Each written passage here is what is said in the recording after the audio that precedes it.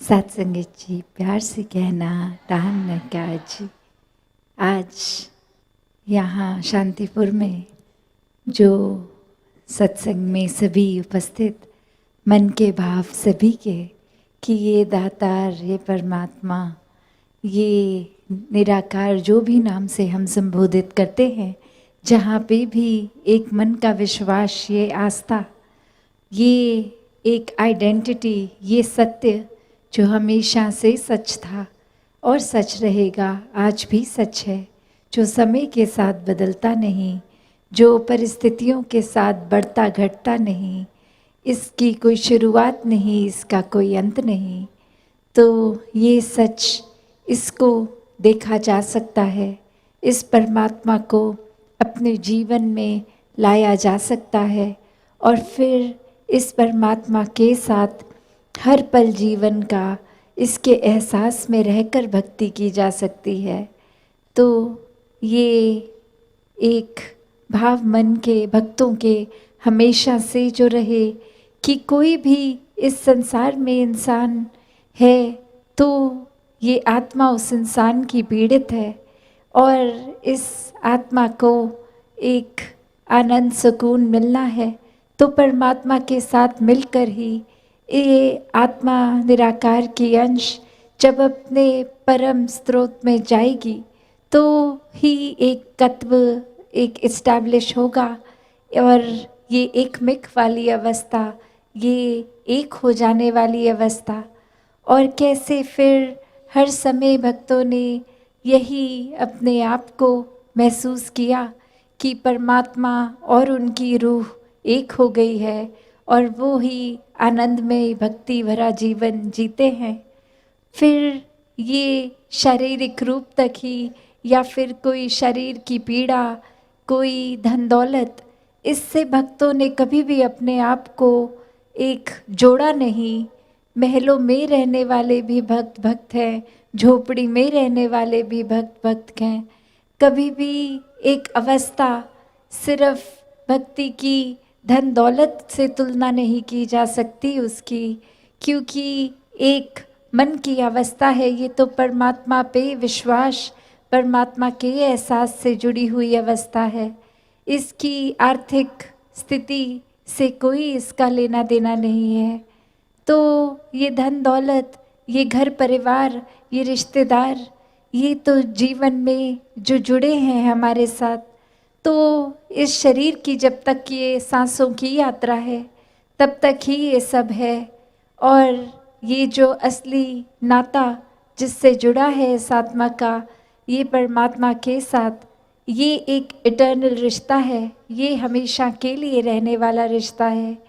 ऐसे ही अगर हम एक कोई धर्म ग्रंथ खोल के देखें तो बात यही समझाई जाती है कि 84 लाख योनियों के बाद मनुष्य जन्म मिला है और ये आत्मा हर बार शरीर बदल बदल के अपने ही शरीर में इतनी कंफ्यूज होकर उसी को सच मान लेती है और इंसानी जन्म में भी फिर ये मायावी रूप जो भी आंख देखती है उसको सच मानकर एक अपने जीवन को फिर इन कार्यों की ओर ही इतना ज़्यादा व्यस्त कर लेते हैं कि परमात्मा के लिए फिर मन को समय नहीं मिलता। और अगर हम वाकई ही हर दुनियावी चीज़ से जुड़ते जाएंगे तो फिर ये उतार चढ़ाव बना रहेगा, ये मन में सुकूनदायक नहीं होगी, क्योंकि कोई चीज़ किसी समय के लिए तो सुख देती है, फिर वही चीज़ एक दुख का कारण बन जाती है। तो कैसे हर समय का अगर सुख चाहिए तो फिर ये परिस्थिति से जुड़े ना जुड़ें, पर ये परमात्मा की ओर जिन्होंने अपना मुख रखा, विश्वास रखा, वो हर परिस्थिति से बहुत ही सहजता से सुकून में निकल जाते हैं। जैसे ये जगह का नाम भी शांतिपुर है, तो शांति कैसी शांति? ऐसी शांति जो पल भर में है, पल में नहीं है, या हमेशा के लिए चैन सुकून वाली शांति। तो संतों ने एक बहुत ही सरल रास्ता बताया है हमेशा के लिए शांति प्राप्त करने का, और वो यही है कि परमात्मा से जुड़ो, परमात्मा के एहसास में अपनी सोच को रखो। ये दिल में परमात्मा को इस तरह बसा लो कि हर समय ही कोई काम करते हुए ये परमात्मा की याद मन में बसी रहे, इसी के एहसास में हर काम करते रहें। तो कैसे फिर हमेशा रहने वाली शांति से जब जुड़ेंगे, स्थिर के साथ जुड़ेंगे, तो मन भी स्थिर हो जाएगा, मन भी विशाल हो जाएगा। और ये शांति फिर वही अवस्था, जैसे अक्सर आप सभी ने गौतम बुद्ध जी की वो कहानी बहुत बार सुनी कि कोई व्यक्ति आता था और उनके ऊपर थूक के चले जाता था, और उनके मन की शांति, ये उनके मन में टॉलरेंस इतनी कि वो अपनी अंदर से अवस्था को बिगड़ने नहीं देते थे। वो चाहे कितनी बार आके ऐसा कर जाता, और उसी तरह इस परमात्मा के एहसास में मगन रहते थे। फिर वो एक शरीर का भी कोई कष्ट नहीं, उनके एक परेशानी भी उसमें नहीं झलकती थी, ना वो कोई कठोर वचन उस व्यक्ति को बोलते थे। और कैसे फिर एक दिन अपनी गलती का एहसास करके वो व्यक्ति जब उनसे माफ़ी मांगने आता है, तो भी उनके स्वभाव में कोई फर्क नहीं।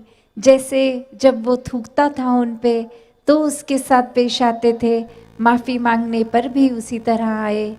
तो संत तो ऐसे एक किसी भी अवस्था से जुड़ते नहीं हैं, एक दुख सुख से ऊपर आनंद की अवस्था में रहते हैं। फिर कोई अच्छी बात बोल रहा है, उन्हें बुरा बोल रहा है, कोई अच्छा एक व्यवहार रख रहा है उनके प्रति या नहीं रख रहा, वो उन चीज़ों से नहीं जुड़ते। ये एक आनंद की शांति की अवस्था ये अचीव कर लेते हैं संत। और यही अवस्था हम सबके भी हिस्से आई है, क्योंकि ये जन्म इंसानी रूप में हम सभी को मिला है, और ऐसा करने के लिए ये अपॉर्चुनिटी है, ये हमें समय इस परमात्मा ने दिया है कि इंसान के शरीर में आए हैं तो वाकई ही इंसान बने। और जब पूरी तरह से इंसान बनने का मतलब यही कि परमात्मा की अंश हैं हम, परमात्मा का ही रूप है, तो पूरी तरह एक परमात्मा बन के जिएं। तो कैसे हर किसी में वो पोटेंशियल है, every soul is potentially divine, कि वो एक अपना दैवीय रूप हर किसी का जो है उसको इंसानी जन्म में जिया जा सकता है, और पूर्णता से खुद को इस परमात्मा के साथ जोड़ा जा सकता है। तो अगर ये इंसानी जन्म हम व्यर्थ कर देंगे, हर समय यही सोचेंगे कि अभी बाल अवस्था है, पढ़ने लिखने खेलने की उम्र है, या फिर नौजवानी में कोई और जिम्मेवारी काम है, या फिर बुढ़ापे में करेंगे भक्ति, तो बात वही कि किसी को नहीं पता कि हमने कब इस संसार से रुखसत हो जाना है। तो बात वही कि एक समय की इंतज़ार ना करें, भक्ति अभी से आज से शुरू करी जा सकती है।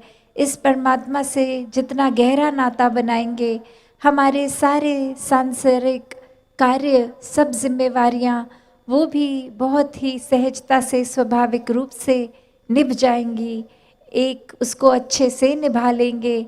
और प्राथमिकता फिर भी परमात्मा अगर है तो, वरना तो ये जिम्मेवारियां निभाते निभाते वो जिम्मेवारियों को हम बोझ भी समझ लेते हैं।